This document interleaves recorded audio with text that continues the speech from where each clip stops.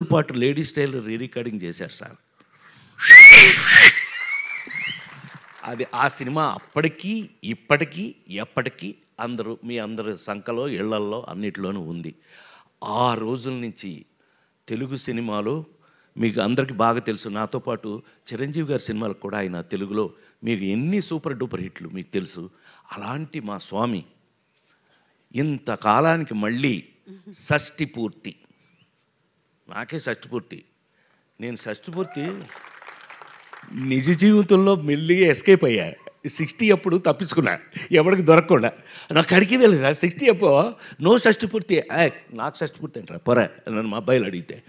చివరికి చూస్తే ఏంటంటే ఈ పవను ఈ రూపేష్ వీళ్ళు నన్ను వదల.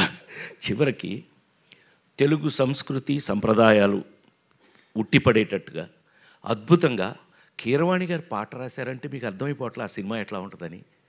ఎంత ఆశ్చర్యం వేసింది మాకు ఆయన తీసుకెళ్ళి. ఆయన మీకు కీరవాణి గారికి మాకు ఉన్న అటాచ్మెంట్ ఏంటో తెలుసా?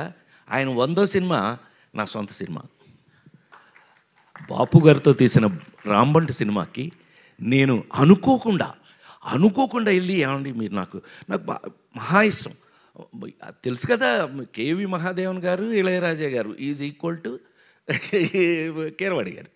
సో ఆయన తీసుకెళ్ళి పెడితే అనుకోకుండా ఇది బాపు గారితో సినిమా అండి అని అంటే, అబ్బా థ్యాంక్ యూ, నాకో మంచి అవకాశం ఇచ్చారని. ఆయన నాతో అంటే ఏంటి సార్ భలే చెప్తారంటే, ఇలా కాంబినేషన్లో వారితో నేను 100వ సినిమా నా సొంత సినిమా చేయటం జరిగింది. అదొక అదృష్టం. సూపర్ డూపర్ హిట్స్ పాటలు అవి చేసాం.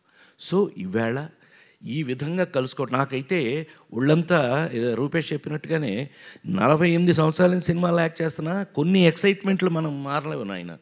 కొన్ని ఎక్సైట్మెంట్ జీవితకాలం భగవంతుడు అంతే, భగవంతుడు ఇచ్చిన వరాలు సార్.